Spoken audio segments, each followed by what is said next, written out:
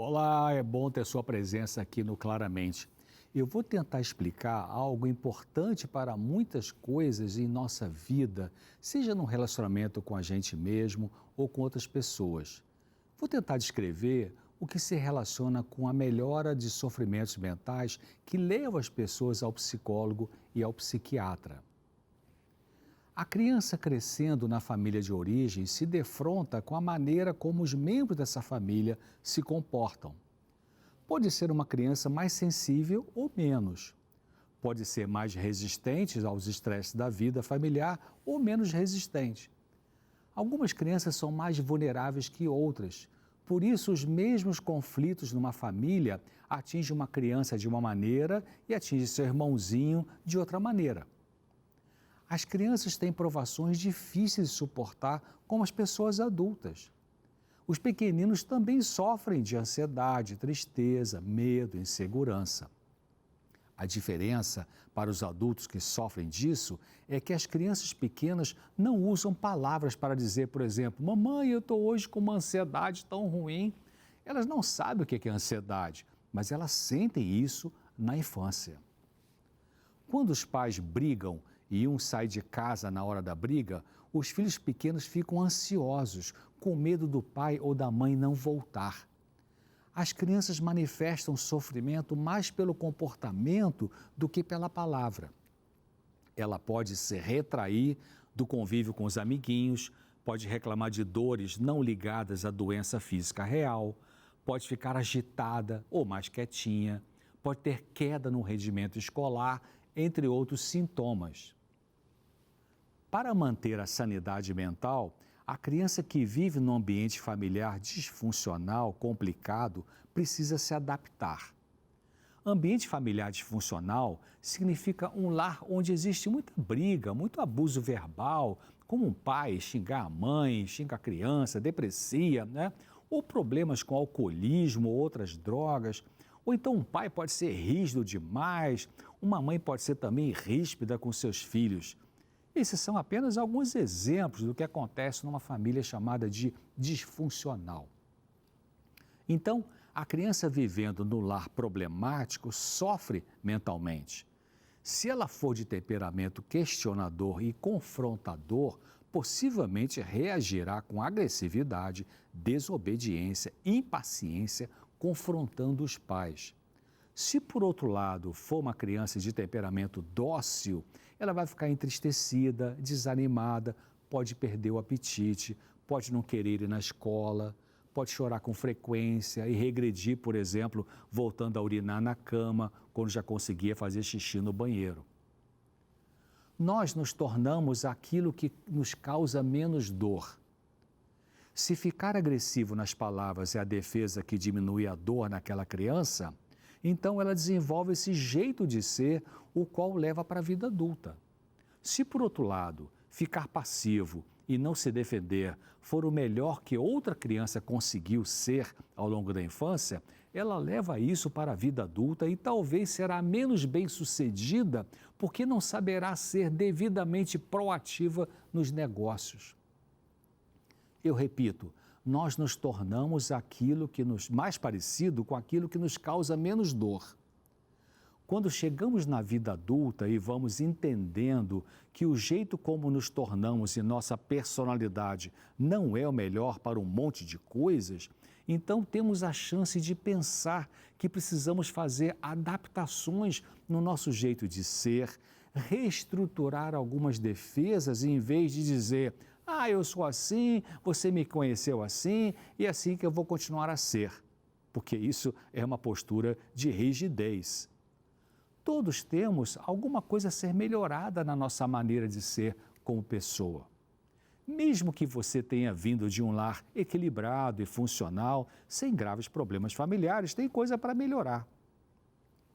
Se você apresenta sintomas em seu comportamento adulto, percebe isso e sofre por causa de alguns aspectos do seu jeito de ser, pergunte para si mesmo se você quer mudar ou prefere empurrar o barco do jeito que está e não mexer em nada. Uma boa parte das pessoas faz isso, né, empurrando, né? E a tendência é apontar os erros dos outros e dizer que é o que produz o sofrimento. Enquanto que a verdade é que todos têm dificuldades e necessidade de corrigir alguns aspectos da sua personalidade. Se você, por outro lado, percebe as suas dificuldades emocionais e decide lutar para melhorar, parabéns, porque não só a sua vida consigo mesmo vai melhorar para ter mais paz interior e outros benefícios pessoais, como o seu contato com os outros também vai apresentar melhoras e eles se sentirão melhor estando com você, porque verão que você está mudando positivamente. Um terceiro grupo de pessoas são as que desenvolveram uma defesa tão rígida para viver e se relacionar que nem querem pensar no seu jeito de ser, porque estruturaram uma personalidade inflexível, difícil de abrir mão do jeito de ser ou de falar, né, coisas que, se fizessem, promoveria alívio nos relacionamentos em geral. Essas pessoas têm rejeição da autopercepção, que significa não querer pensar, analisar como ela se comporta.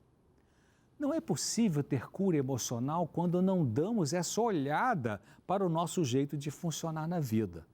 Então, cabe a pergunta: como obter cura de uma doença que se nega a ter ou não se quer saber o diagnóstico? Toda cura passa primeiro pela percepção da doença. Fugir da percepção da dificuldade de comportamento pode ser uma defesa muito estruturada que mantém a pessoa na zona de conforto, porque ao ela não querer pensar no seu jeito de ser desagradável, que cria estresse no ambiente onde vive, ela permanece num auto-engano, favorece tensões nos relacionamentos e não muda. Para corrigir os aspectos do nosso jeito de ser que não são saudáveis, precisamos primeiro enxergar que eles existem. Depois devemos entender o que é isso que nos perturba. Será que eu fico melindroso demais? Será que eu minto com frequência para esconder alguma coisa? Ou será que você vive cobrando a atenção das pessoas? Será manter uma forma grosseira de falar? Dificuldade de expressar afeto? Ou exagero de sentimentalismo? Qual é o problema? Então, para esse grupo de pessoas de defesa rígida, que geralmente rejeita a mudança no seu jeito de ser, é preciso humildade e começar a pensar quais podem ser seus defeitos de comportamento. Começar a pensar nisso já é um grande passo, porque esse tipo de pessoa não quer nem pensar no que pode ter de complicado no seu jeito de ser. E ao começar a pensar com humildade sobre a sua personalidade, ao cultivar o desejo de mudar para melhorar o relacionamento com os outros, a pessoa que faz isso vai sendo iluminada e aparece na consciência dela a percepção de si mesma. Isso é uma coisa grandiosa. Conhecer a nós mesmos é um grande conhecimento. Nenhum remédio de farmácia pode fazer isso. Nós temos que pensar. A humildade, no sentido de vitória sobre a arrogância, é talvez o ingrediente mais importante para alguém com defesa psicológica rígida começar a perceber seus defeitos de caráter e, se quiser, procurar meios de resolver isso. O lucro será para ela e todos com quem ela se relaciona, pois se tornará uma pessoa melhor. Não é fácil mudar, reconheço. O primeiro passo é pensar que você não é a pessoa perfeita e que tem áreas na sua personalidade que necessitam de aprimoramento. O segundo passo é a observação desse defeito de personalidade.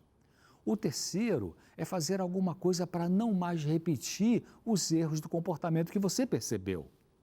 Deus está interessado em ajudar qualquer pessoa nesse sentido. Fale com Ele, faça a sua parte, vai dar certo. Então, tome a decisão. Eu espero você aqui no próximo Claramente e aqui no Vida e Saúde eu apresento, o Claramente na segunda, quarta e sextas e faça alguma coisa boa para você. Saia da zona de conforto. Deus te ajuda. Saúde. Obrigada, doutor César. Graças a Deus pelo Claramente, não é mesmo? Você pode rever esse Claramente, compartilhá-lo, acessando a nossa playlist lá no YouTube. Nosso canal é Vida e Saúde NT e é lá que você encontra mais dessas preciosas informações que o doutor César sempre traz aqui pra gente. Agora é hora de falar com você, que é anjo da esperança. Tem um desafio para você. A gente passou aqui um final de semana gostoso, estivemos em festa, mas agora é hora de convidar não só você, que é anjo da esperança, mas convidar aquele seu amigo, aquele seu parente, de repente seu pai, sua mãe, que são pessoas do bem, que querem ver o evangelho sendo espalhado, que querem ver a esperança sendo levada mais adiante. Essas pessoas podem fazer isso. Nem sempre pregar é possível, mas elas podem se tornar parte desse exército de anjos. Então a ideia é que você ligue para essa pessoa, que você convide ela para se tornar anjo da esperança. Como é que ela vai fazer isso? Você vai dar o nosso telefone, ou você pode ligar para cá junto com ela, e aí vocês dois vão poder tornar esse processo possível aqui junto da gente. Quem é anjo da esperança, que convidou outro amigo, vai receber brinde. Não só você convidando, mas também essa pessoa que você convidou. Legal, né? É surpresa, surpresa. Basta ligar para a nossa equipe, nosso número está disponível para você.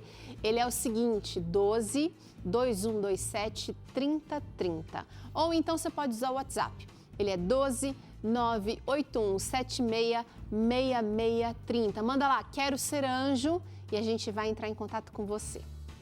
Agora a gente pausa para o intervalo, mas em seguida você confere essa receita de bolo de especiarias sensacional. Um bolo muito prático, cheiroso, vai perfumar sua casa, tem tudo a ver com esse clima de inverno que está chegando no Brasil e ele é funcional, tem ingredientes do bem aqui.